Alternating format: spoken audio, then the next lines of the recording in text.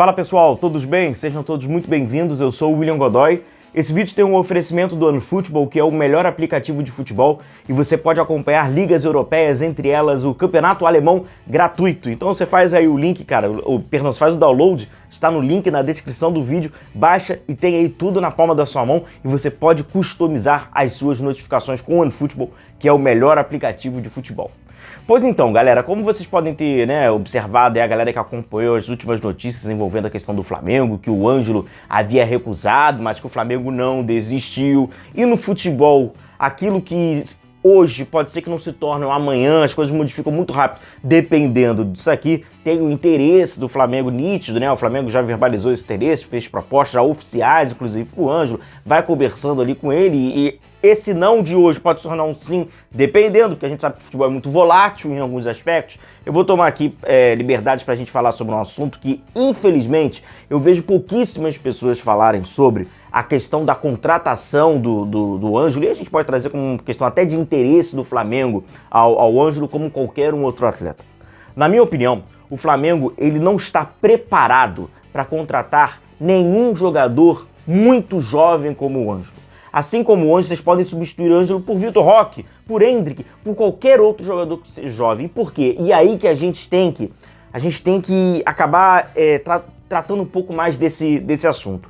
O quanto o problema do Flamengo, essa crise que o Flamengo tem identitária sobre o seu jogo, ela influencia não apenas no hoje, no jogador que já está formado, inclusive se ele quiser fazer altas apostas. É verdade que o Ângelo seria um caminho completamente fora do normal dentro do futebol brasileiro. Não é um caminho natural, um clube grande do futebol brasileiro tirar um jogador de outro clube grande. O Flamengo ia fazer um investimento de cerca de 70 milhões, a aposta em valores muito altos. Isso não é normal.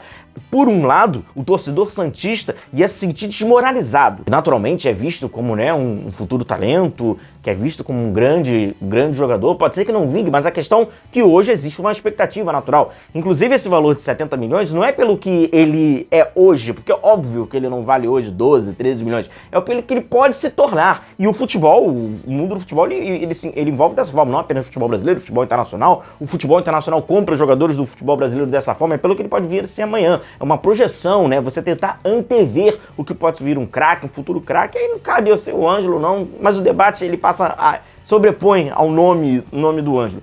Então, não seria normal, né? Obviamente é uma contratação que sai muito desse trivial.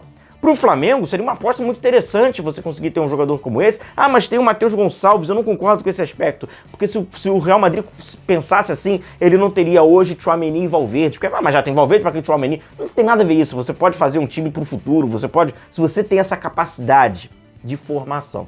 E aí é que tá. Quando você contrata um jogador como o Ângelo, que ele tem 18 anos, ou como qualquer outro jogador que é muito jovem, e você vai fazer um investimento muito alto como esse, você tem diretamente com isso muita responsabilidade. Responsabilidade, inclusive, da formação do atleta. Nitidamente, o Ângelo, que é o tema do nosso vídeo, ele não é um jogador que ainda está formado. Ele mostra traços muito bons do jogo, que no futuro, ainda aprimorado, pode se desenvolver ainda mais, mas precisa ser desenvolvido. E é aí que tá, amigo rubro-negro, é quando a gente tem que se conscientizar.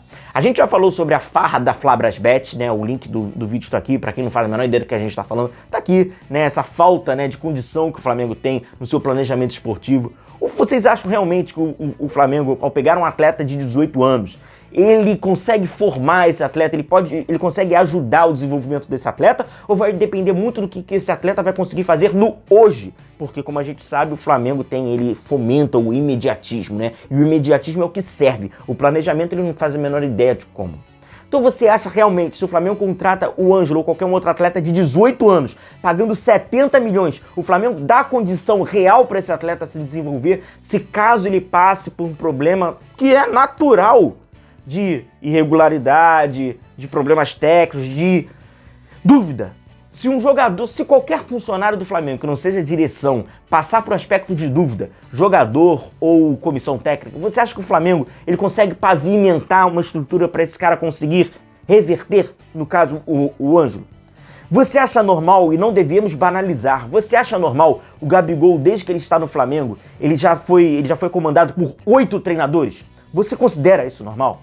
Vamos pegar então o aspecto dos jogadores jovens do Flamengo, como por exemplo, um jogador irregular. Mateuzinho. O Mateuzinho, ele é um jogador irregular. A gente cansa de ver o Mateuzinho sendo irregular, inclusive dentro das suas próprias regularidades, né? Ele é irregular dentro do próprio jogo. Pois bem, o Mateuzinho, ele passa pela transição, foi quando ele chega no profissional, vai passando por essa regularidade e até hoje ele é um jogador irregular. Ele vai tornando, é visível. Ah, ele é melhor, pior, mas ele é um jogador irregular. Quantos técnicos o Mateuzinho já teve no Flamengo? E aí, por que esse assunto ele tem que ser mais instigado e a gente tem que ir mais a profundo?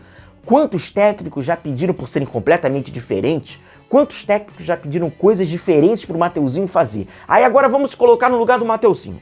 Você está fazendo parte da transição, você é um garoto irregular, você não está formado, naturalmente, você tem problemas, desequilíbrios dentro do seu próprio jogo. Aí você tem um técnico que pede para atacar aberto pelo lado direito, em seguida, daqui a alguns meses, que ele assimila isso e executa mal isso, vem o outro e fala para ele ir por dentro, tem um outro que manda ele fazer a diagonal no último terço, tem um outro que manda ele cruzar na primeira trave, tem um outro que manda ele cruzar na segunda trave. Alguém acha isso normal? Então, quando o Flamengo vai no interesse no Ângelo ou de qualquer outro atleta, a gente tem que pensar nisso.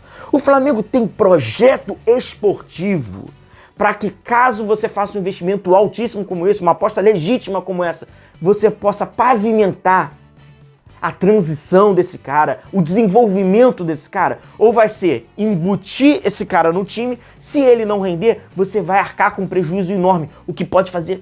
Cara, isso acontece rotineiramente.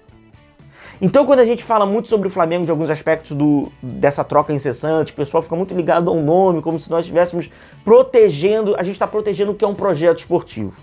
Quando a gente fala da Fla-Brasbet, a gente fala da irresponsabilidade de brincar, de apostar sem ter um caminho, sendo que o único caminho é o vencer imediato. Esse caminho qualquer um faz. Até uma criança que está sendo formada na escola, que ela ainda está distinguindo as cores, ela sabe o que é bom, ganha, o que perde é ruim, ela vai fazer esse projeto. Porque ele precisa de pavimentar, ele precisa de uma relação identitária do seu jogo. Isso influencia diretamente na formação do atleta. Seja do Ângelo contratar, seja de um Matheus Gonçalves, seja de Matheus França, Vitor Hugo e até mesmo de que está um pouquinho mais velho, Mateuzinho. Agora só pergunte pro Gabigol. 8 treinadores. Ele chegou há pouquíssimo tempo no Flamengo. Ele tem 8 treinadores que já passaram pelo Flamengo, que já comandaram o Gabigol, que já exigiram dele coisas diferentes, para fazer de formas diferentes, para assimilar momentos diferentes, no intervalo, pior de tudo, que é um intervalo muito curto. Então pensa nisso aí quando o Flamengo estiver atrás de qualquer jovem jogador. Valeu, galera, um forte abraço a todos vocês, se cuidem. Então amanhã, Flamengo e Vasco, 9h10 da noite, estaremos lá no Maracanã, 8h15, e aguardo você na nossa live pré-jogo. Um grande abraço, tamo junto!